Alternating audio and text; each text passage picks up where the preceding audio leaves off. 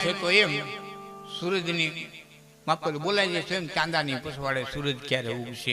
પણ મારું સંશોધન છે કે કંસનો અતિશય ત્રાસ હોય તો માં ધરતી સહન કરી હીગા નહીં. એ વખતે ક્ષીરસાગરની માલિકો જાય છે ને નારાયણ છે એ લક્ષ્મીને એમ કહે છે તમે કુંડિનપુરની અંદર એટલે હાલનું મહારાષ્ટ્ર એનો નાગપુરની બાજુનો પ્રદેશ ત્યાં તમે જન્મ ધારણ કરો. આપણે માધવપુરને માંડવે ભેરા થાહું અને એ નારાયણથી વિરહ થાય. એ દુઃખમાં લક્ષ્મીજી આવતા થયા. ધરતી હામા જેડા એક પુરુષની બે પત્નીઓ હામ હામી મળેલે કાં બેન કે ને કાં સૈયર કીએ, કાં બેન કીએ અને કાં સૈયર કીએ. એટલે ધરતી કીએ છે કે સૈયર મોરી રે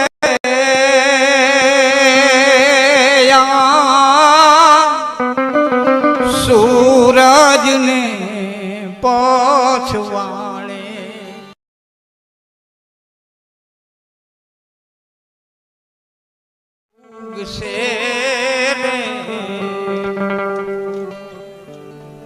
સૂરજની પછવાડે ચાંદલીઓ કેદી ઉગશે. એટલે રામ હતા એ સૂર્યવંશી હતા. તેત્રાયુગ પૂરો થઈ ગયો. સરયુની અંદર જળ સમાધિ લઈ લીધી. તેત્રાયુગનો સૂર્ય અસ્ત થઈ ગયો હતો. કૃષ્ણ હતા એ ચંદ્રવંશી હતા. હજી ચંદ્ર ઉદિત નહોતો થયો. એ વચ્ચેના ગાળામાં ધરતી કહે છે શહેર મોરી રે આ સૂરજની પછવાડે હવે ચાંદલીઓ કેદી ઉગશે, ચંદ્રવંશમાં કેદી જન્મ ધારણ કરે. એટલે લક્ષ્મણી બોલ માફ કરજો લક્ષ્મી બોલ્યા કે અમારે હમણાં જ વાત થઈ કે શું કે ઉગશે શ્રાવણના સોમવારે આઠમની અધરાતે રે લોલ શયર મોરી રે સૂરજની પછવાડે ચાંદલીઓ કેદી ઉગશે રે.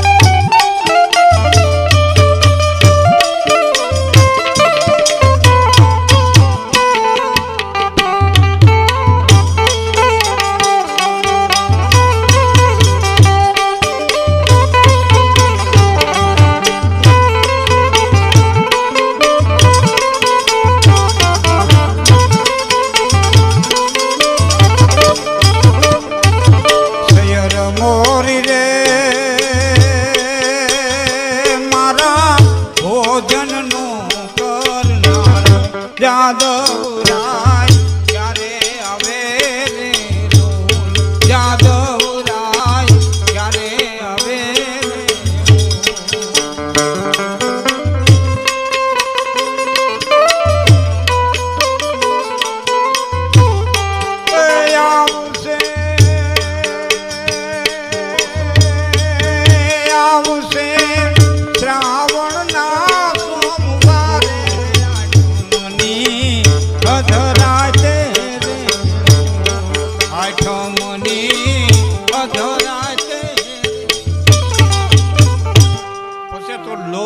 એટલે એમાં લોઝિંગ એન્ડ બોન્ડિંગ આવે ને કાં ઘરેણાની દુકાન આવે પછી પોઠણ લાડવાન પોઠણ ઢોલિયાન ભવન લાડવાન દાંતણ દાજમીન કાં ઘરેણાની દુકાન આવે પગપરવાન કડલા નાગપરમાં નથણી પણ મુખણું જે બન્યું હોય એની પાછળ જબરદસ્ત કથા હોય અને આઠમની અડધી રાતે આવ્યો જગતનો તારણ કેવું એ સુખને સાંભળે જડી દે અને એમ ખીલા મારી દે તોય એમ કે આ શું કરે છે એની એને ખબર નથી. હે ઈશ્વર એને માફ કરી દેજે અને જીવતો ક્રોશમાં એ જડાઈ જાય. આ કહી દે કે બાંધવો એમ તો ન બોલ્યો હોય. હું અટાણે જે હોય શબ્દ બોલવું એ આપણી ગામડાની ભાષામાં શબ્દ બોલવું તો એમ એને કીધું કે મેં હવા સર હું ખાધી હસ્તિનાપુરની રાજસભામાં દુર્યોધને એટલું જ કીધું તો બંધી કરી લઉં કે લે એ કરી લે અને એ જબરદસ્ત વિરાટ સ્વરૂપ ધારણ કર્યું. કેમ તાકાત હતી પાસે જઈ શકે એટલે અમારો કવિ કાવ્ય કહે છે કે સાવસુ વાળો નથી રાખો આ ભારતે કાયો દે તેગધારી ત્રિશૂળધારી મારો ચક્રધારી વાસુદેવ ધીંગાણાના ધૂપ લીધા છે ગીતાજીના જ્ઞાન દીધા છે ધીંગાણાના ધૂપ લીધા છે.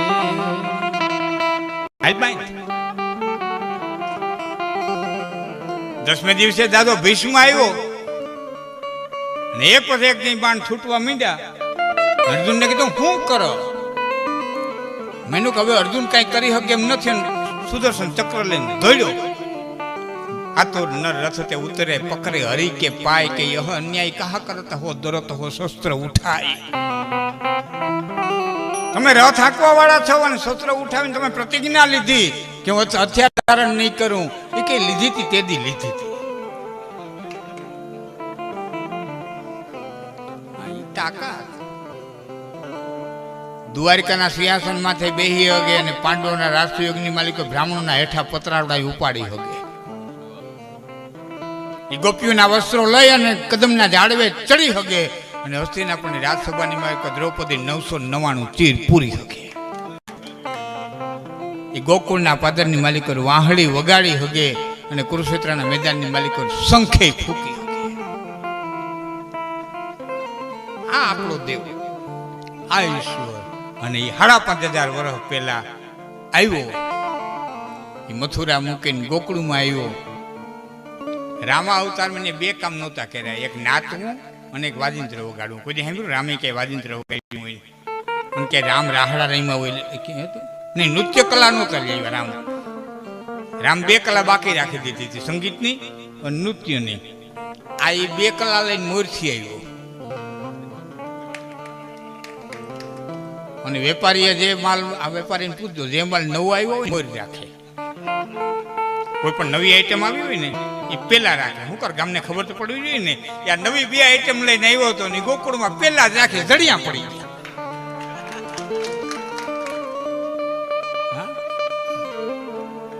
આપણે એમ કઈ મીરાબાઈ નાચ્યા, નરસૈયો નાચ્યો, અટાણે ઘણા જુવાનના નાચતા હોય જેમ કે આ હું ઠેકડા મારતા નાચતા. હું કહું જેટલું મરજી પડે એટલું નાચી લેજો.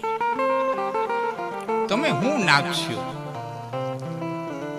નાચી નાચી હું નાચ્યો નાચ્યો નરસૈયો નાચી મીરા, નાચ્યો તુકારામ, નાચ્યો ગોકુળના પાદરમાં અખિલ બ્રહ્માંડનો માલિક. અને કેવો નાચ્યો કે ઝટપટ જાટ યુ લાટ પલાટ નાટ વાટ જાટ લાટ પાટ કાટ લપાટ લડાઈ કૌ કાટી જતી જુકાટ જુકાટ કતી દેની કાટ માન ડાર માન લાટ લપાટ મળે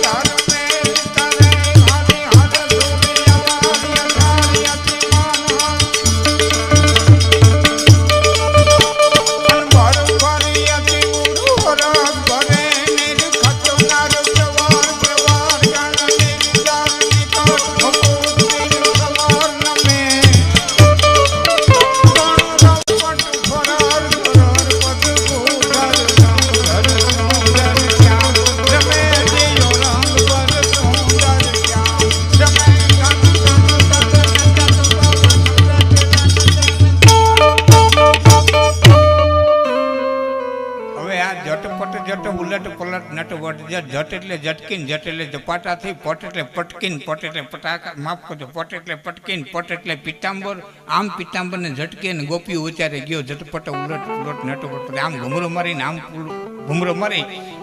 હવે આનો અર્થ કરવા બે હું તો હવા છે. આ બ્રહ્માનંદજી રચિત રાસાષ્ટક છે. 8 કડીનો છંદ છે. એક કડીમાં 8 લીટી આવે. 64 લીટી આ છંદ પૂરો થાય. પણ એક કડી કહેતા પહેલા હું તમને કહું જેથી યુવાન મિત્રોને સાંભળવાની મજા આવે. આ છંદની અંદર જે અલંકાર વપરાણો છે ને એ અલંકારનું નામ છે અંત્યાનુપ્રાસ અલંકાર. છેલ્લો શબ્દ મળે એને અંત્યાનુપ્રાસ કહેવાય. પેલો શબ્દ મળે એને વર્ણાનુપ્રાસ કહેવાય. જામનગરના જામ સાહેબે જામુડાના જગજીવન જાડિયા જેલમાં જલેબી જમાડી. કાકાએ કાકીને કાચના કવાટ પરથી કાચના કચોરામાં કાચી કેરીનું કચુંબર કાઢવાનું કહ્યું. આને વર્ણાનુપ્રાસ કહેવાય. છેલ્લો શબ્દ મળે એને અંત્યાનુપ્રાસ કહેવાય. તમને ખબર છે રવાનુપ્રાસ આવે. અમુક શબ્દો છે ને તો એક ન બોલી શકો. હું પછી કે ખાતા ખાતા ઉઠી ગયો. નીકળ્યું ખાતા ઉઠી ગયું એમ કીધું હોય તો સાયકલ હાંકતા હાંકતા પડી ગઈ. એ નીકળ્યું સાયકલ હાંકતા એ બોલી જ ન હોવો. દોડતા દોડતા એ બે જ બોલવું આપણે, ફરજિયાત બોલવું આપણે. એને રવાનુપ્રાસ કહેવામાં આવે. નહીં આ બધું ખ્યાલ, આ તો બધું બહુ ઊંડું છે. એને રવાનુપ્રાસ કહેવામાં આવે. હા, એક ધક્કો મારે અમુક શબ્દો, એ તાપ બાપ કરજો. એમના બાપનું કાંઈ કામ જ ન હોય છતાં બોલીએ એ ધક્કો મારે. એવા ધક્કો મારવાનો શબ્દ હોય. સમજા? હા, ગેમ બેમ રમ્યા હતા. બે શબ્દ આવે, એક તમે કરી જ ન હો. ગાડું બાડું લીધું, બાડું ક્યાં ગોતું,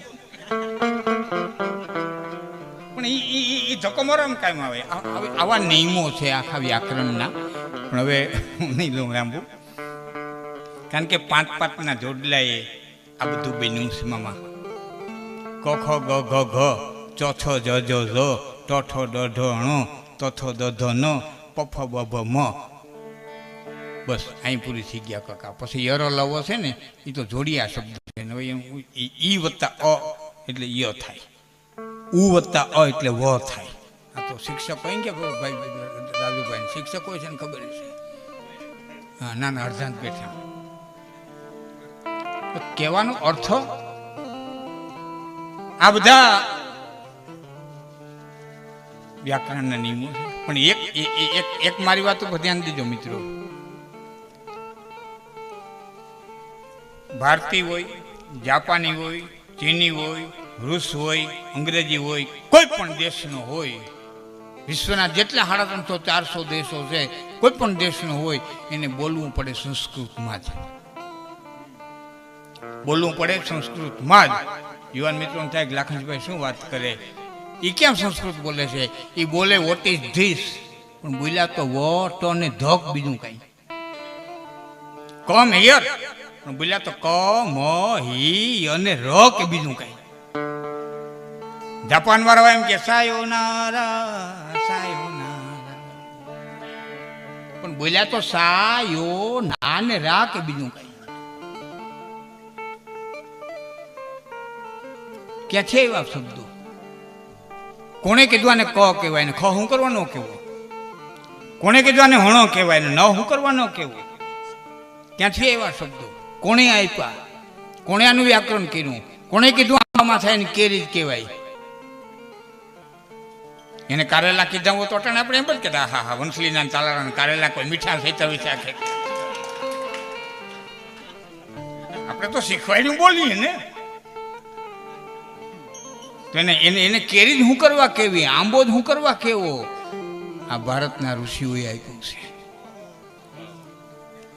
એક જ દાખલો દઉં, બહેનો બેઠા છે, ભાઈઓ બેઠા છે, એક જ દાખલો પછી તમે સમજી લેજો. આગળ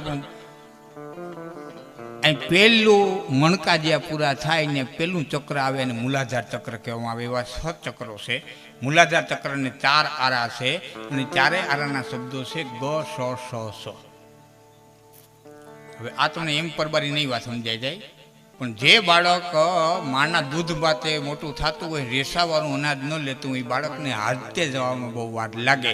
એ ઘડીકમાંથી 1 દી 2 દી હાથતે ન જાય એટલે માને ચિંતા થાય કે મારું બાળક હજી ફ્રી થયું નથી. એટલે બાળક હાથતે ન જાય તો પણ મા એને ફરિયામાં લઈને બેહાડે, 2 પગ વિચારે અને એક શબ્દનો ઉચ્ચાર કરે, ગ અને સ, સ અને ભનો ઉચ્ચાર કરે. આ બધા દ્રશ્ય જોયું છે.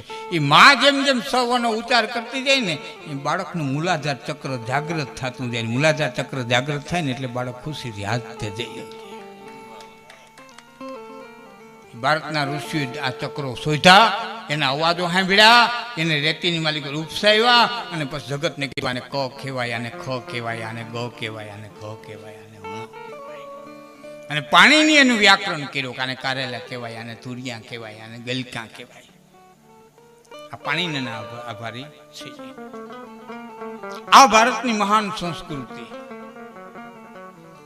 એ મેકોલે ફેરવી નાખી. ગુરુકુળો બંધ કરાવી, કોન્વેન્ટોનું સ્થાપન કર્યું. અને આ મદારીઓનો દેશ છે, જાદુગરનો દેશ છે. અને ક્યાં સુધી કે વાસ્કો ડી ગામાએ ભારત ગોઈતું. તમે આજે ક્યારેક જાઓ તો ગોવા, મડગાંવ, પણજી, હું તો આખું ભારત ફેર્યો છું. ભલે અહીં 22 વર્ષે આવ્યો પણ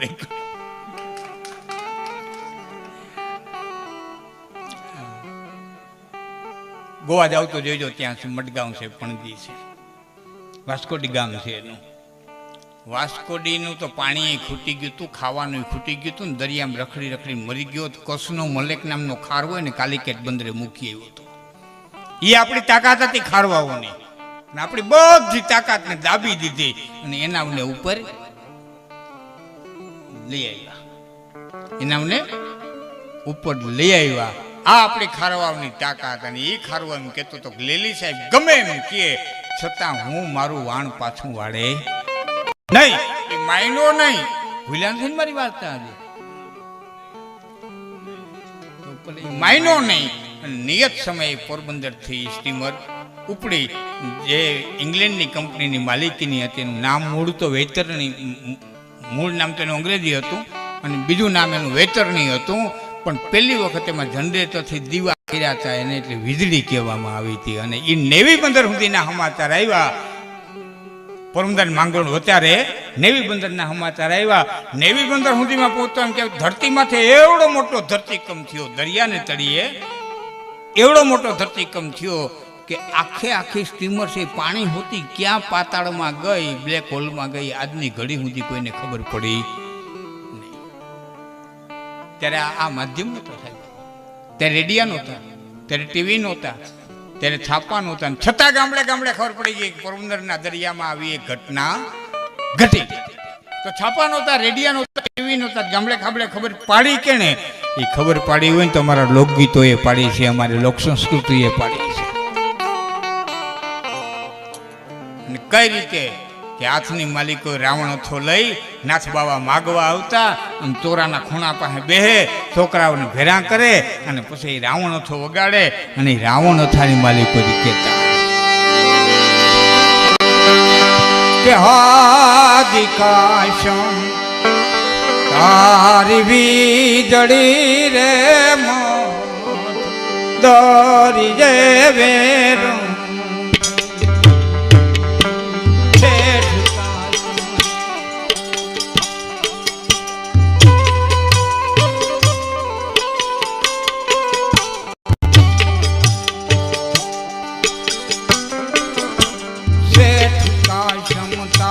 વીજળી રે માધુરી જે વેરું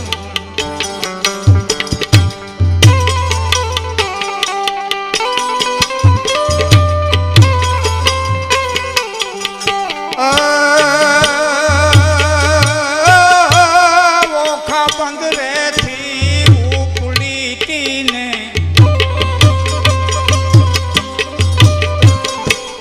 ઓખા બંદરે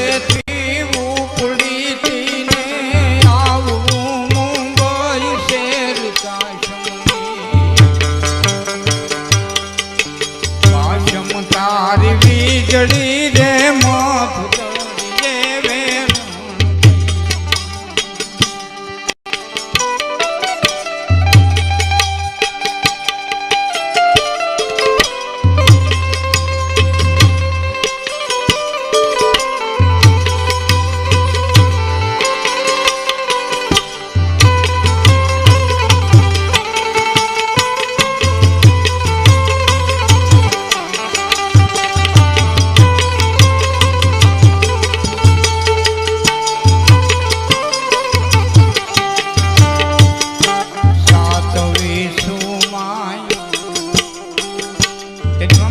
ની ગણતરી નહોતી, 20 ની ગણતરી હતી. એટલે આપણે કહીએ ને કેટલી 20 હો થાય, 1 20 ને 2 20 ને 3 20 ને 4 20 ને એની ગણતરી હાલતી.